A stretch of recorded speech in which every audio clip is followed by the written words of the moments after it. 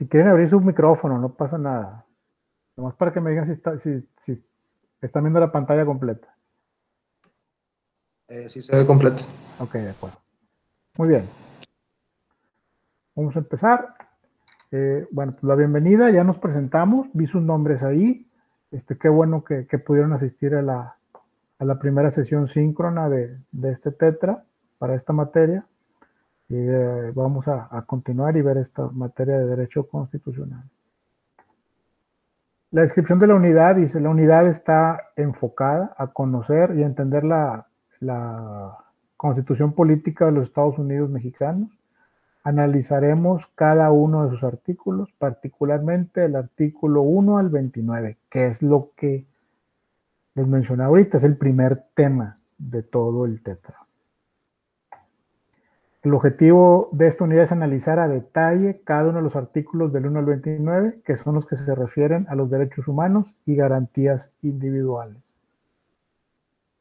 Esta parte de la Constitución, del artículo 1 al artículo 29, es la parte dogmática. La Constitución se divide en dos partes, en dos grandes grupos, en la parte dogmática y la parte orgánica. Esta del 1 al 29 es la parte dogmática y es la que vamos a ver en este momento. Más adelante van a encontrar que hay juristas que la Constitución la dividen hasta en 8 partes, ¿no? Y todas son válidas, pero esta es como que la más que se ha aceptado. Los temas que la componen es analizar la razón y motivos por el cual trasladaron o cambiaron de nombre de garantías individuales a derechos humanos. Esto fue una tendencia de cambiar las garantías individuales a derechos humanos, fue una tendencia a nivel mundial. Fueron a través de tratados internacionales y pues México no se quedó atrás. Entonces, ahora esta parte de las garantías individuales, que ahora son los derechos humanos, nos permite determinar que la constitución actual que tenemos en estos momentos es más moderna, porque no se habían hecho modificaciones en la constitución desde 1917. Sí se han hecho algunas reformas, no tan importantes como esta, pero desde 1917 prácticamente estaba igual. Entonces esta parte nos ubica o nos pone a la vanguardia en muchos temas de derechos humanos a nivel mundial. Que los cumple el país, bueno, es otra cosa, ¿no? Pero ya lo tenemos en nuestra Carta Magna. Recursos de apoyo que vamos a utilizar, pues precisamente las sesiones síncronas, vamos cada 15 días vamos a estar organizando algunos foros para intercambiar ahora sí que ideas con algo de avances que ya tengamos.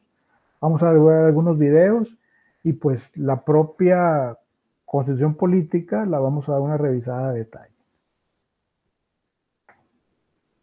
Desarrollo de los temas. El tema esencial será, otra vez, revisar los 29 artículos, la diferencia que hay entre el concepto de derechos y el concepto de garantías. Por ejemplo, de las garantías individuales a derechos humanos, es lo que les digo, ahora es una constitución más moderna, dándole seguimiento y cumplimiento a la tendencia en tratados internacionales a nivel mundial, pues México no se quedó atrás y hace estos cambios. Las garantías no desaparecen como tal, la garantía ahora pasa a ser como el garante de los derechos humanos, ¿sí? O sea, lo que está atrás de cada artículo, el sustento que está atrás de cada artículo es la garantía que le da fuerza y cómo proceder en un derecho humano, ¿sí?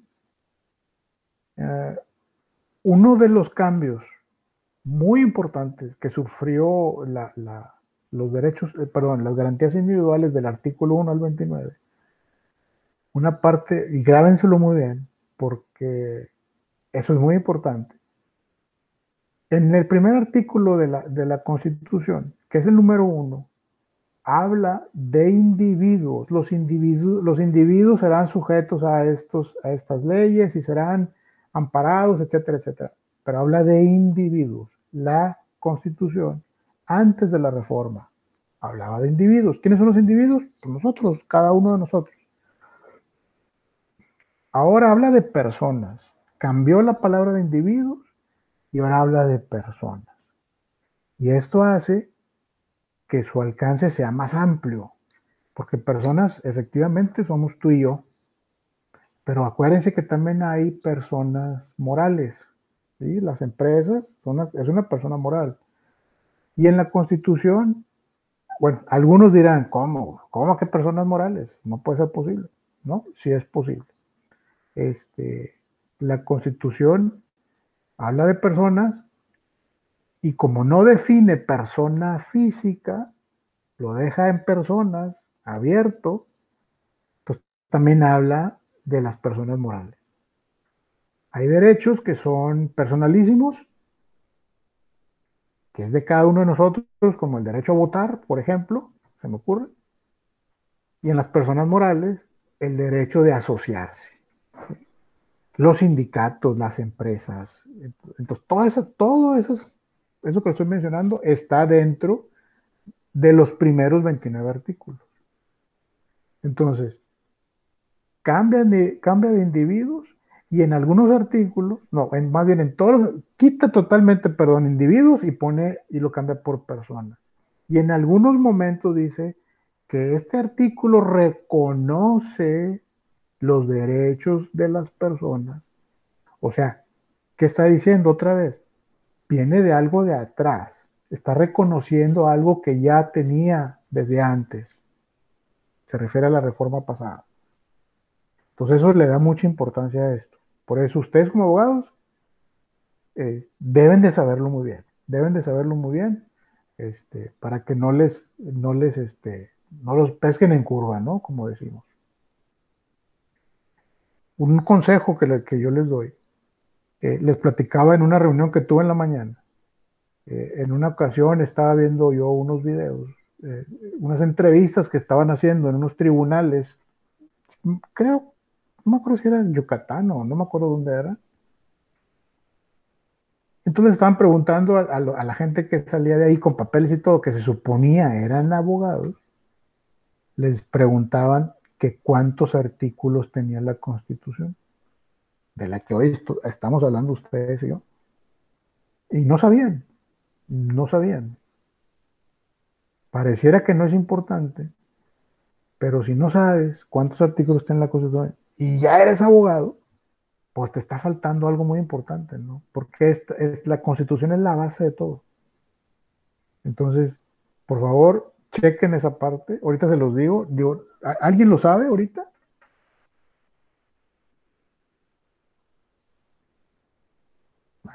No escuché nada, yo creo que no. La Constitución Política de los Estados Unidos Mexicanos tiene 136 artículos y 19 transitorios. Eso lo deben de saber. Lo deben de saber. Entonces, por favor, que llévenselo de tarea. Es como una recomendación personal. Y, y, y de ahí emanan todas las leyes de la Constitución. Ninguna puede ser o estar por encima de la Constitución. Entonces, sean muy cuidadosos en eso y dense el tiempo de revisarla, de analizarla. Y bueno, y ahorita ese es el momento. Este es el momento y ese es el tiempo para hacerlo. Hay un jurista en las redes, que sale mucho en las redes, se llama Miguel Carbonell. Él es un estudioso del derecho constitucional. Yo lo respeto mucho y lo sigo mucho. Y siento que es una persona que lo explica de una manera muy, muy padre, nada rimbombante ni nada. Entonces, tengo un pequeño video aquí, digo, el video dura 1 hora, pero vamos a ver un pedacito para que este video nos va a ayudar mucho. Él es una ponencia que da en una escuela en Puebla y habla precisamente del derecho constitucional, de los cambios que hubo, de garantías individuales a derechos humanos, y nos clarifica mucho todo este tema que está pasando y nos va a ayudar para avanzar todo lo que tenemos que hacer en este tema. Déjame ver si se puede acceder.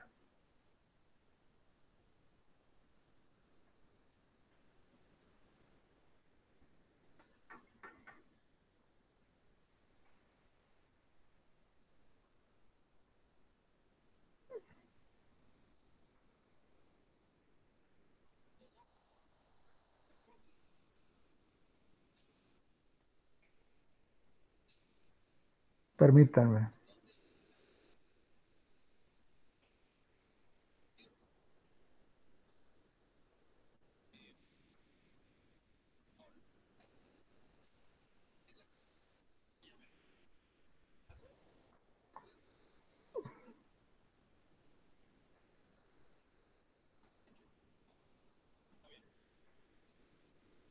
Es que no me deja ver qué está pasando. Permítame tantito.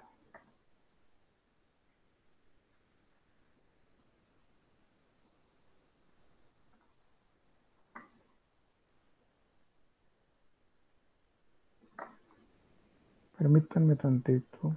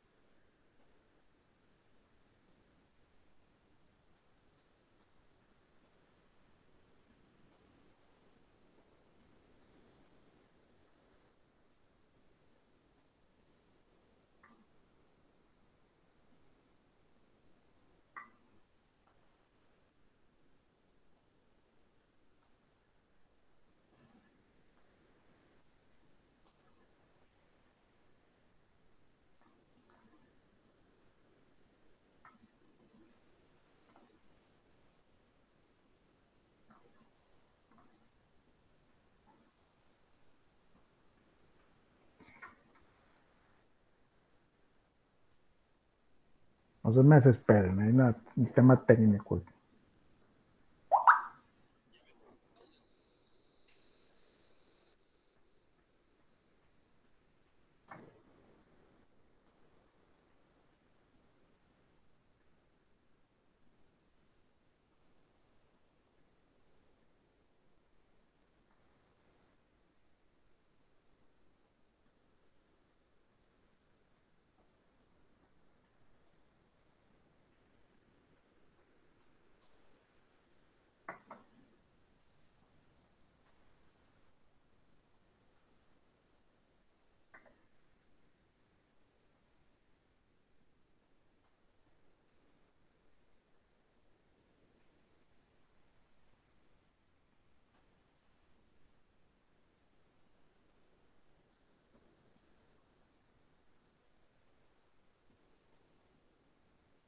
A ver, ahí me están viendo el YouTube o no?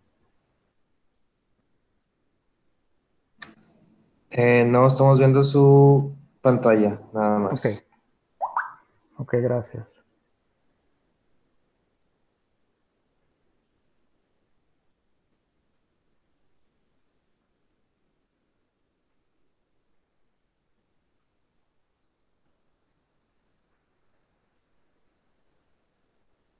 Es que no sé por qué no me sale el video.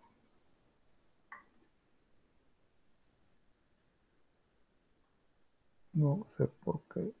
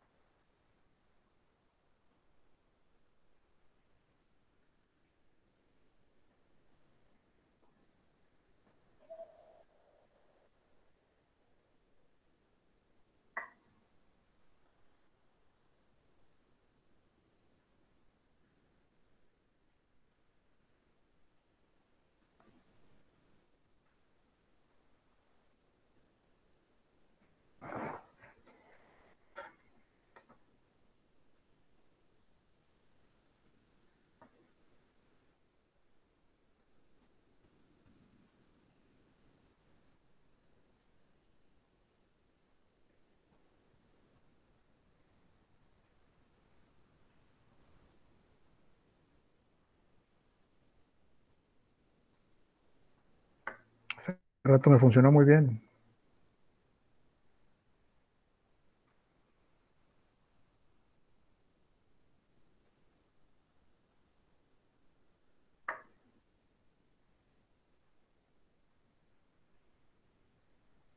¿Lo ven ahí el YouTube?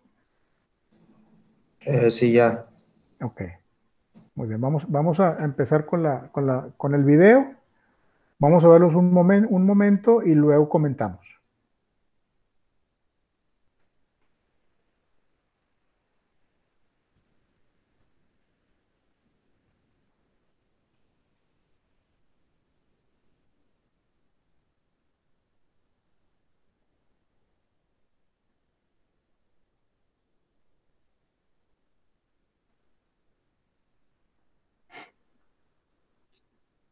Muchísimas gracias, señor director. Generosas palabras de presentación. Muchísimas gracias, maestro. Hacerme el honor de acompañarme esta mañana. Muy buenos días a todos. Saludo a los queridos amigos. Siempre veo con frecuencia cuando vengo a Puebla. A todos los compañeros de Twitter. Sé que hay varios tuiteros por aquí.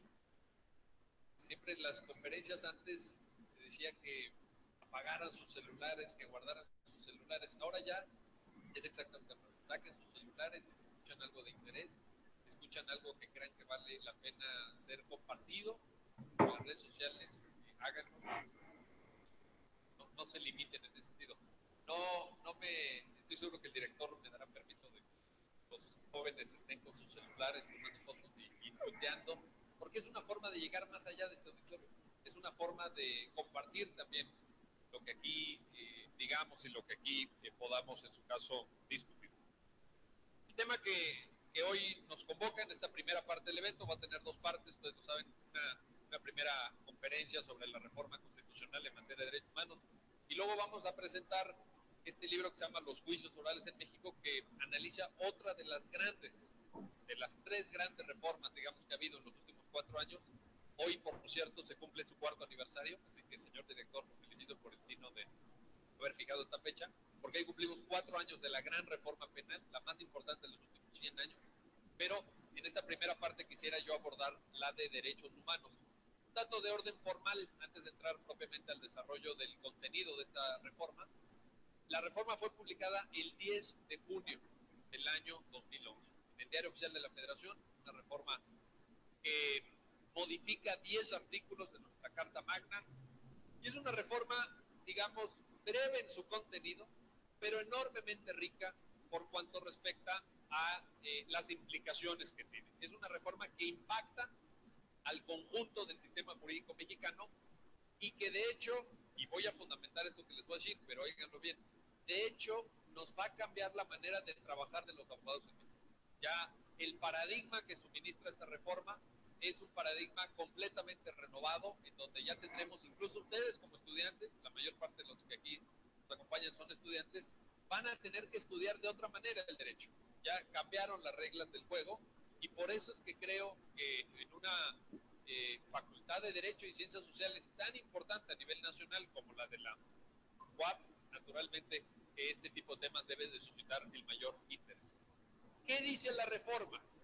¿Cuál es el contenido de la reforma? Bien, en primer término, hay un cambio ahí que algunas personas, algunos analistas, algunos comentaristas han estimado que es un tanto superficial o formal, que es el cambio de denominación del título primero, capítulo primero de nuestra Carta Magna. Antes, ¿se acuerdan ustedes? Antes de la reforma, este título primero, capítulo primero, se llamaba de las garantías individuales.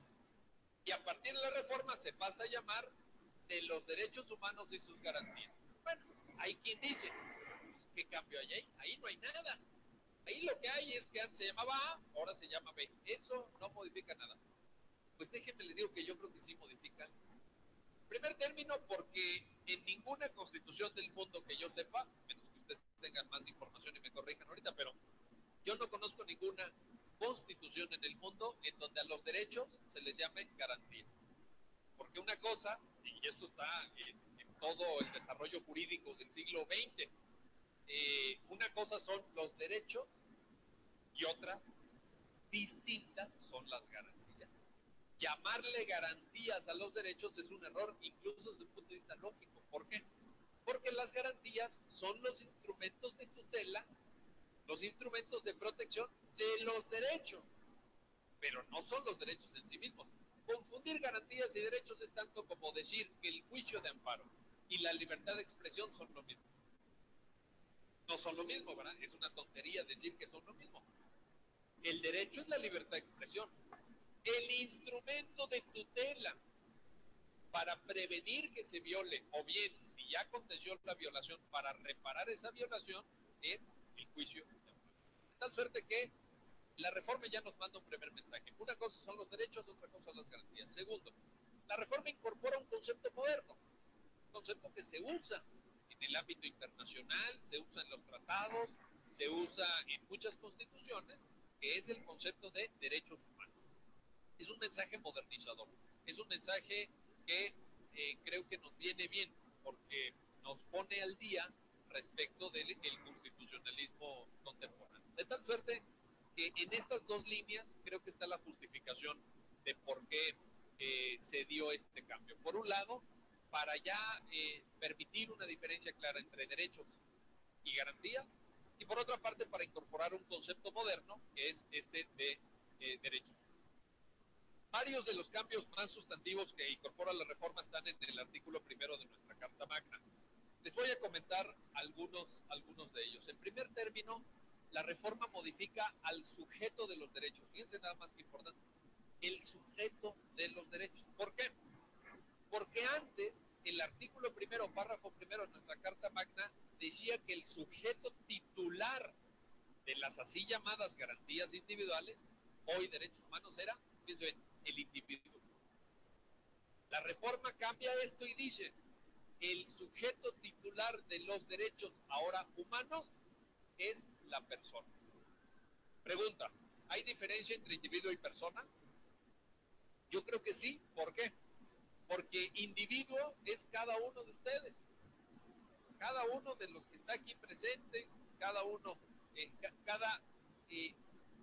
valga la redundancia, cada individuo.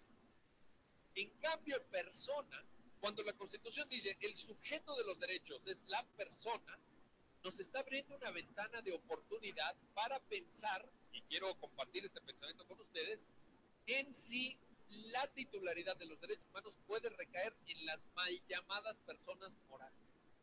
Y digo mal llamadas, saben ustedes que así los civilistas, seguramente hay civilistas por aquí que me van a reprender en este momento, pero digo mal llamadas morales porque de morales, amigo, hay algunas que no tienen nada, son bastante inmorales. Yo prefiero llamarlas personas jurídicas o jurídico-colectivas, personas creadas por el derecho a fin de cuentas.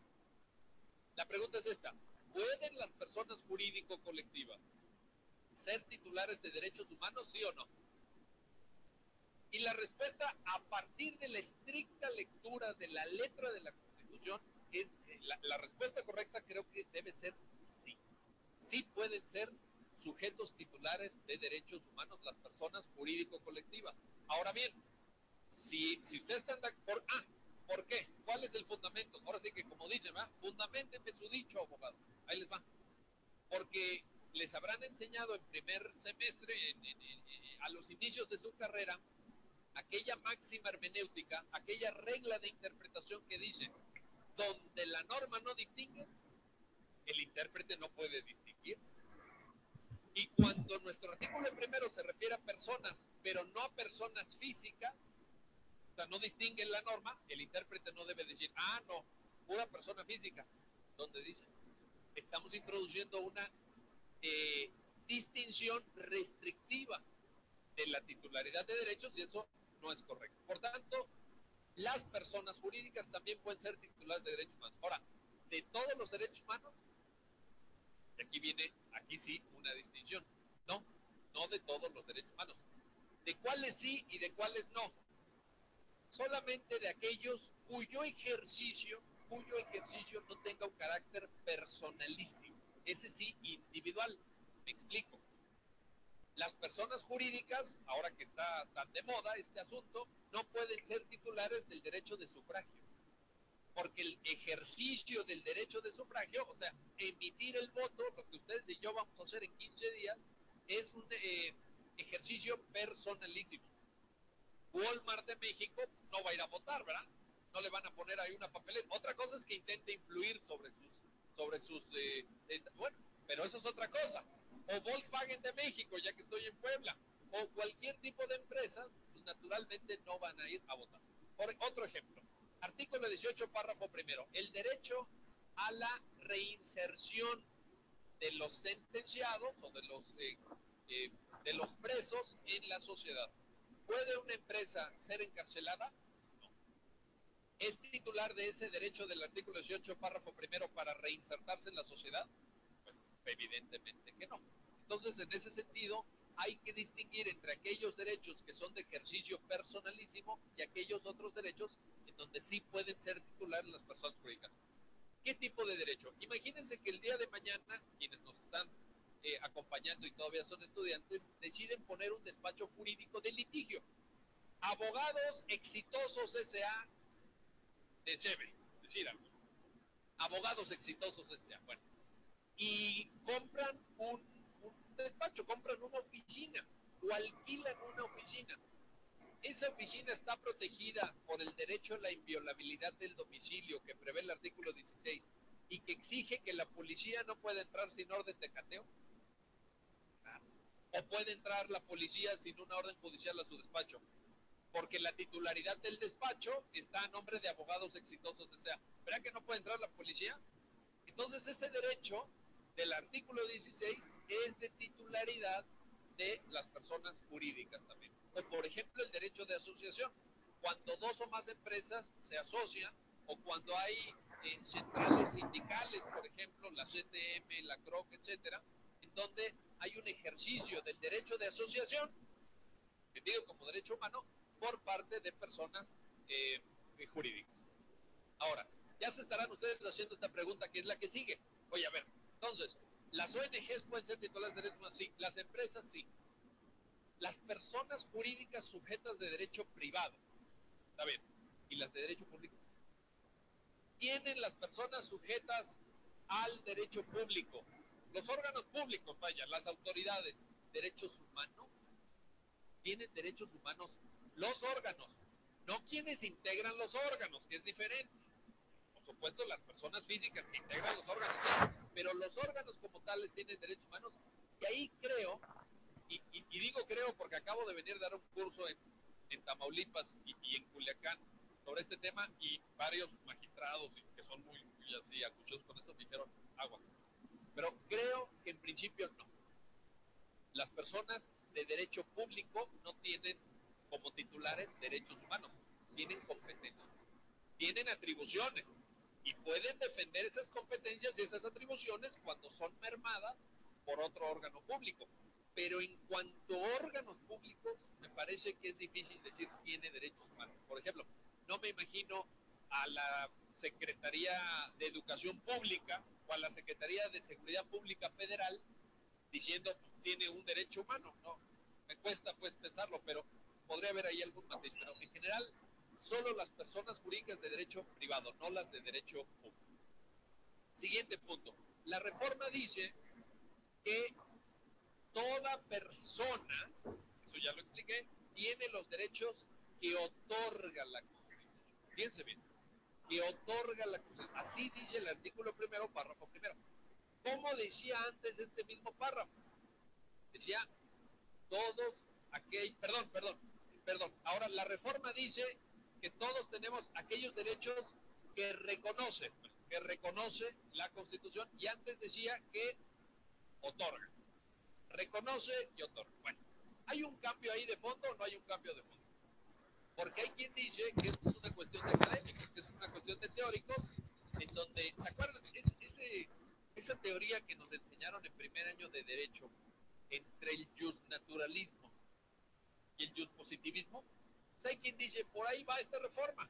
¿Por qué?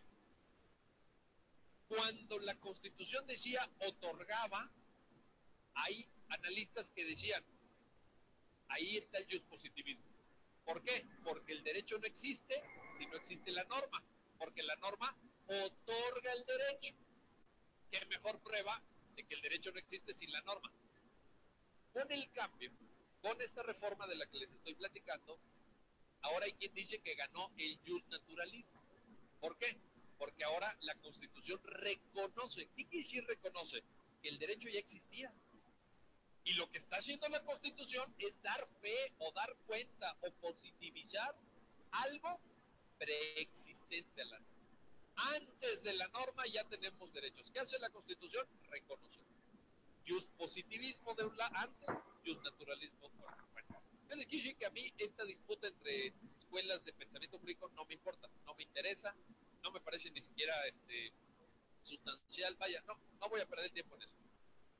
Pero me parece que este cambio sí nos indica una cuestión práctica que para quienes son jueces y magistrados les puede resultar de interés. Bueno, y para todos ustedes, por supuesto.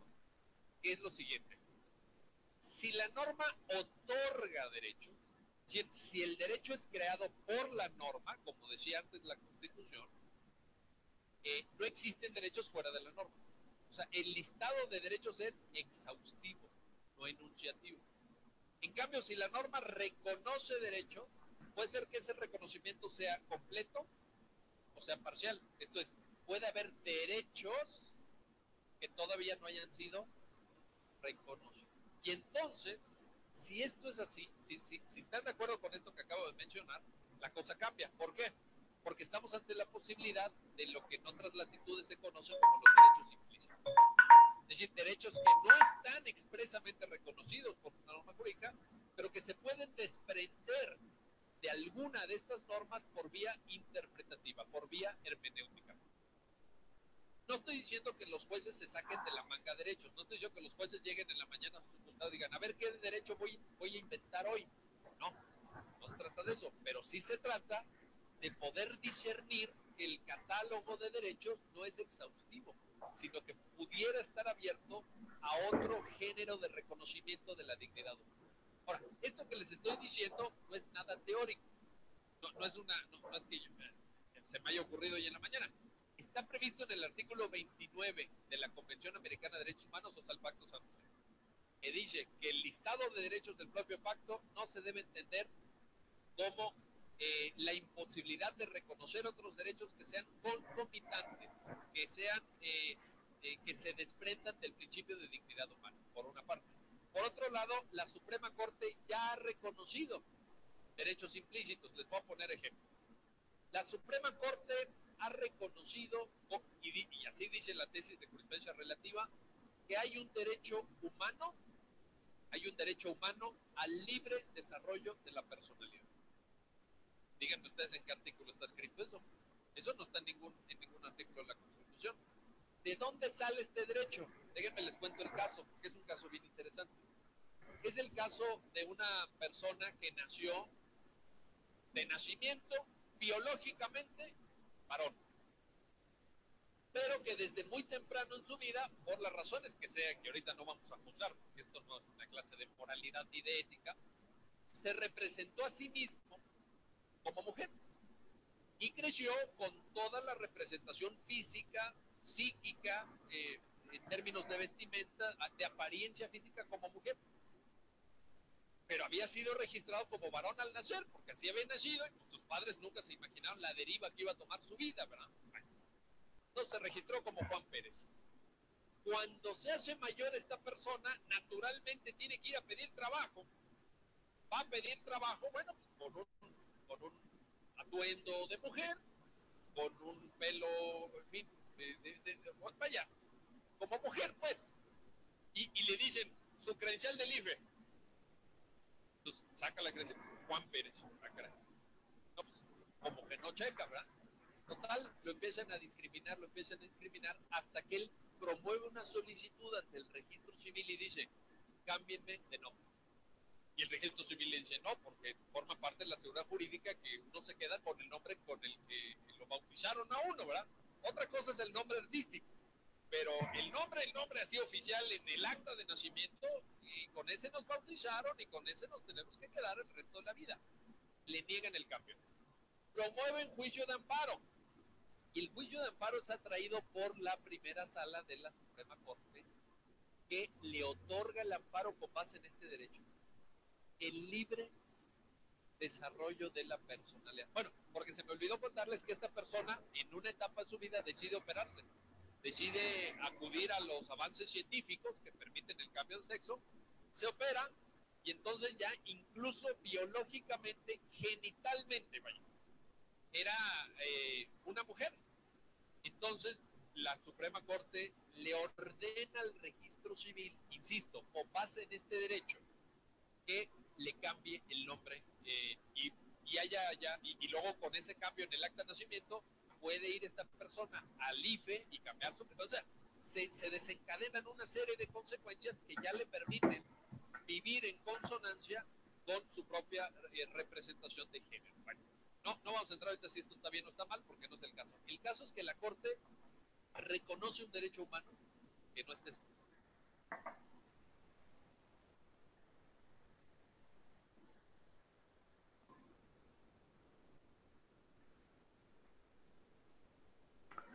Muy bien, señores y señoritas y señoras. ¿Qué les pareció? Abra sus micrófonos.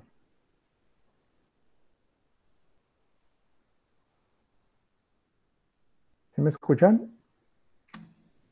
Sí lo escuchamos. Me pareció interesante lo que decía sobre el cambio de individuo, no, perdón, desde el individuo hasta como personas.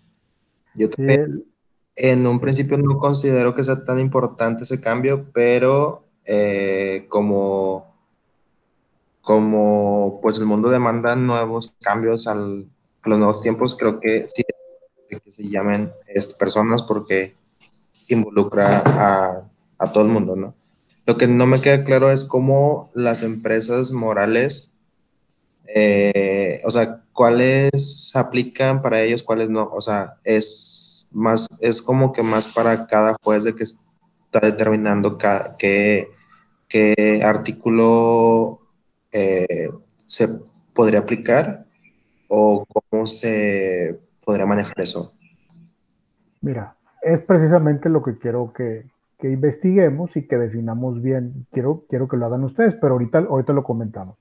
Por ejemplo, las personas morales eh, eh, tienen el derecho de asociarse, pues como lo decía ahorita el jurista, como los sindicatos, ¿sí?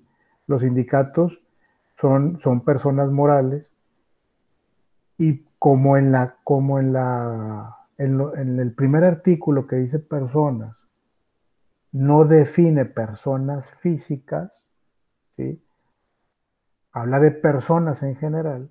Este jurista dice que al decir solamente personas, también abarcaría a las personas morales.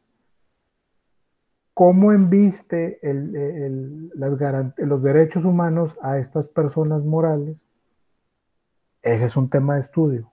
Ese es un tema de estudio que quiero que lo vayamos viendo poco a poco,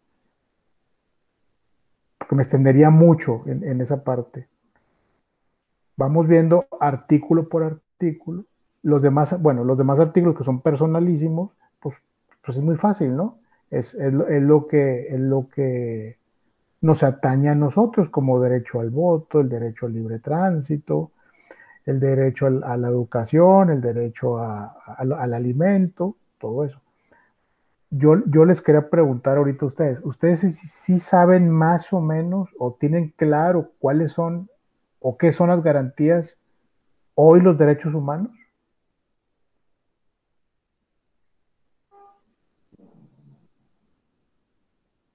Pues son más que nada bueno, el principal es de que todos somos libres en el país. Una vez pisando México, aunque vengas de pues, un país con esclavitud, aquí en México eres libre.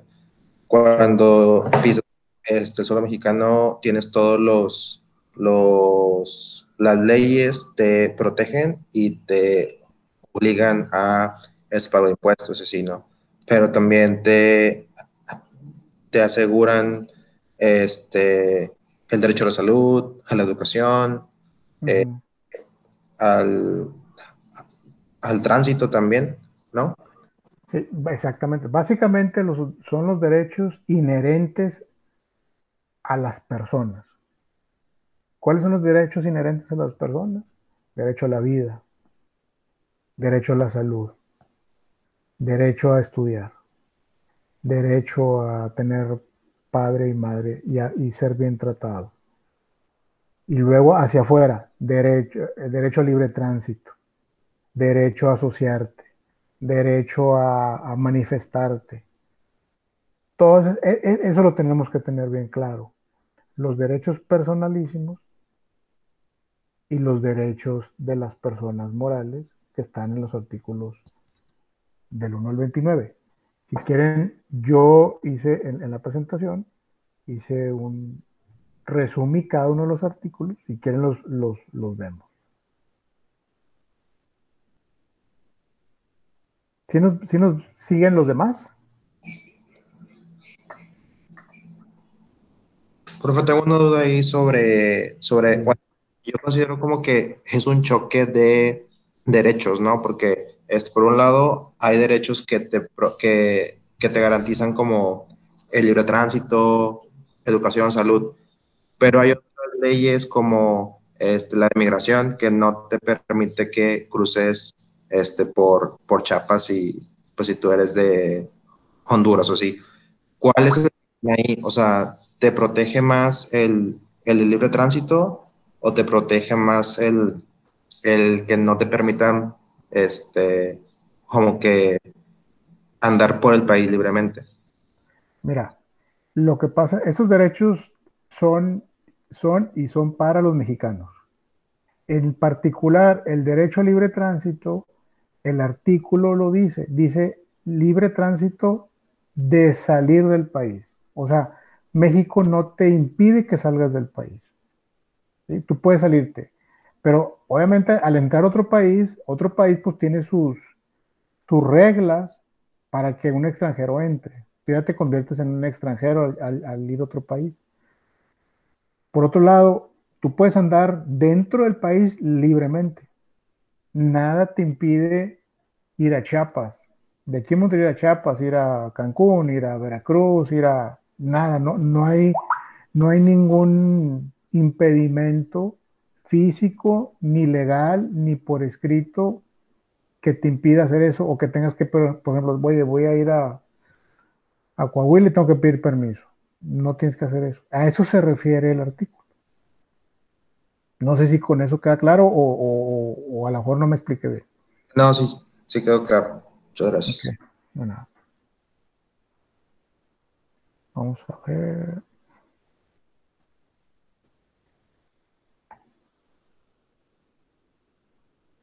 Lo que mencionaba el jurista, por ejemplo, ahorita, y no es para que resaltarlo un poquito porque yo considero que es muy importante. Aquí pongo el primer artículo de la Constitución Política de antes de la reforma y el primer artículo después de la reforma, que es lo que quiero que ustedes hagan más adelante, identificar qué cambios hubo. Por ejemplo, el artículo primero de la Constitución, antes de la reforma, dice en los Estados Unidos mexicanos, todo individuo gozará de las garantías que otorga esta Constitución. Y más cosas, ¿no? Ya con la reforma, dice el artículo primero, en los Estados Unidos mexicanos, todas las personas gozarán de derechos humanos reconocidos en esta Constitución y los tratados internacionales. Entonces, ahí pone personas, no pone personas físicas, pone personas. Y hay un principio de interpretación que si no lo especifica, nadie lo va a interpretar. Entonces, pues ahí hay como dices tú, me queda la duda de las personas morales. Efectivamente, está como debatible de las personas morales. Por eso quiero que lo vayamos viendo. Yo les puedo dar mi teoría y a lo mejor vamos a quedar igual. Por eso quiero que la vean y yo quiero llegar en un momento dado, en un foro que tengamos ustedes y nosotros, todos juntos, y que demos nuestras opiniones y qué pensamos en ese sentido. Por ejemplo, aquí están los artículos, primeros 29. Ya lo leímos ahorita. Yo puse en negritas los que más no los más importantes, porque todos son importantes, pero los que más se usan. En los Estados Unidos mexicanos, todas las personas gozan de derechos humanos reconocidos en esta Constitución y en los tratados internacionales de los que el Estado mexicano sea parte. Todos los mexicanos tienen derecho a la educación. Y luego el artículo 11, toda persona tiene derecho a entrar a la República, transitar en ella, mudar de residencia sin necesidad de pasaporte. Es lo que vemos ahorita. Todo mexicano puede entrar y puede salir también. Más que a la hora de cambiar de país, pues le van a pedir cosas. Pero como mexicano, digo, si alguien ha ido a Laredo, a McAllen o así, pues no te dice nada, pásale, pagas una cuota ahí en el puente y pásale, que no te dejen pasar allá en Estados Unidos es otra cosa. Pero yo no tengo por qué detenerte. Ni cuando entras, nadie te dice nada. Por ejemplo, por carretera nadie te dice nada, pásale, te checan la cajuela, que no traiga nada y pásale. Y una vez adentro ya no te dice nada. En avión, pues nomás te checan de dónde vienes, pero al ser mexicano, pásale, no tienes problema. Te detienen para ver qué es lo que traes por un tema de impuestos, porque hay artículos que tienes que pagar un impuesto y eso es basado en que están protegiendo el comercio mexicano. Por eso tienes que pagar un impuesto. Pero como libre tránsito entre los estados para entrar y salir del país, no tiene ningún problema. ¿Algún comentario? ¿Me siguen hasta aquí? Yo sí. No conozco las voces de los demás, ¿sí están ahí? Sí, aquí estamos escuchando. Ah, qué bueno, qué bueno.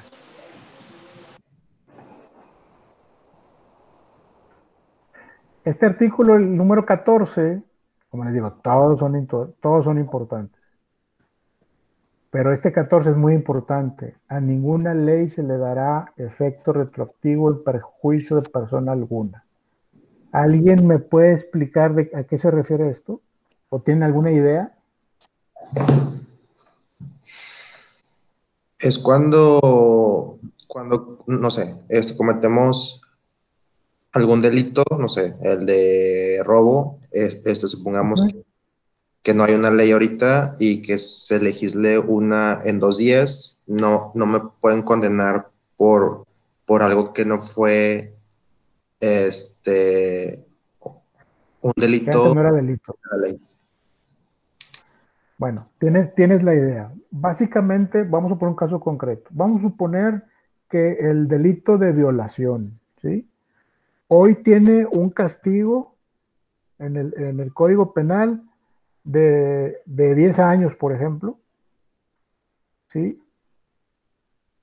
Por las agravantes y todo, junta 10 años. Vamos a suponer que la sentencia es de 10 años.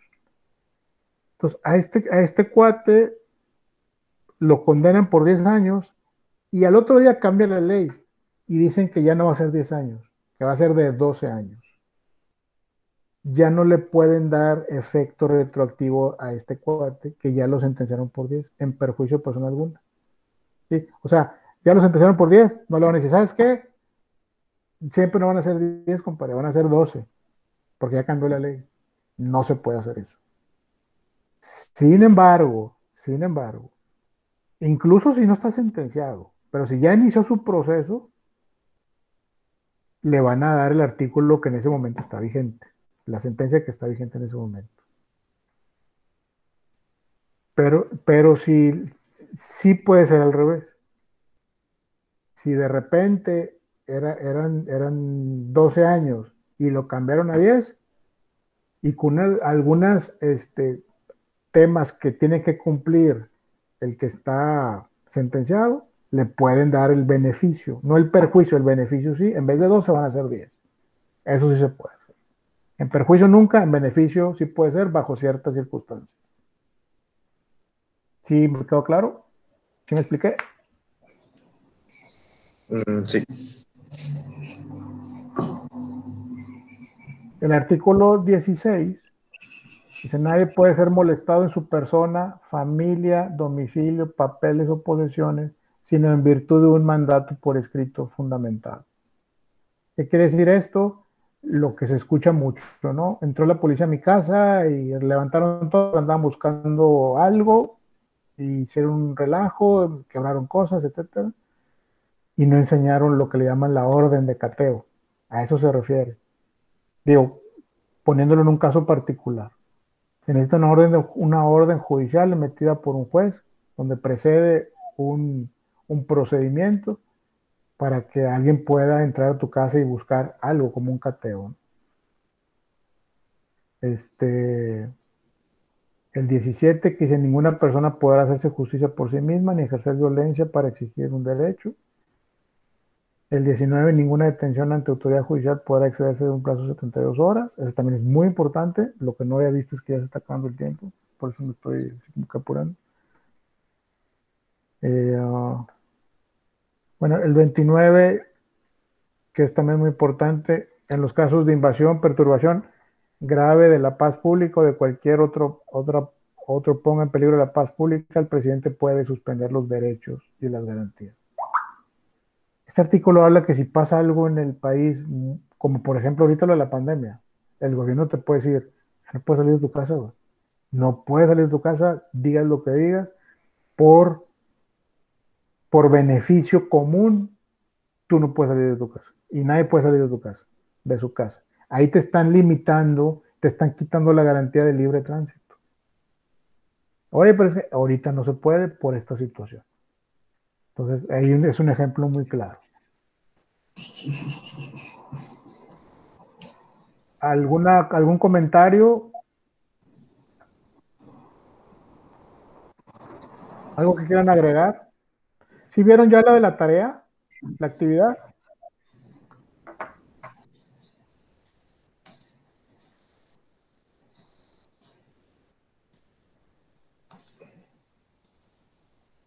¿Alguna duda, señores? Señores, señoritas. Que no escucho nada. Perdón. Para el artículo 29, ¿ese cómo procedería? O sea, ¿es nada más del Ejecutivo o se podría también legislar? O sea, cuando el Ejecutivo no tenga interés, pero que se necesite hacerlo. El Ejecutivo tiene la facultad de hacerlo, pero tiene que ser aprobado por el Senado. El Ejecutivo lo propone, el Senado lo aprueba. Bajo estos argumentos, perturbación, está equivocada la palabra, grave de la paz pública o de cualquier otro que ponga en peligro la paz pública, como esta situación, y se decreta. Por ejemplo, si el problema está en un estado, hay un decreto donde hay como un toque de queda y nadie puede salir de su casa y te pueden poner una sanción por hacer caso omiso de eso. En virtud de que es por utilidad o por beneficio de todo un estado, por ejemplo, o de toda una ciudad. O sea, se preserva el bien común y no el bien particular en ese momento. No sé si me explico. Sí. Perfecto. O sea, cuando hay una situación complicada, lo que importa es el bien común. Y no se olvida un poquito del bien particular. Al cuidar el bien común, están cuidando tu bien particular. ¿Algún otro comentario, señores?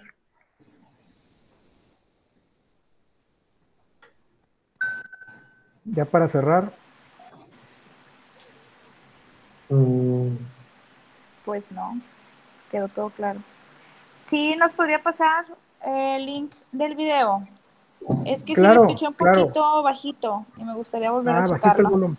Sí. Ok, claro que sí. Esta presentación que se está grabando. Entonces voy a subir el video. Es más, ya el video está con la presentación, que ya está en la plataforma de YouTube. Pero bueno, como que yo se las paso, no pasa nada. Ok, gracias. Sí, cuenten con eso. Esténse pendientes, no se desanimen. vamos, yo los voy a acompañar en este caminito, vamos a aprender muchas cosas juntos, yo les voy a explicar muchas cosas, estoy a la orden, cualquier cosa, y y pues, si no nos vemos antes, ahí tengo noticias de ustedes el sábado o el domingo. Perfecto, muchas gracias. Gracias. Al contrario, que tengan buena tarde. Igual. Bye. Bye. Bye.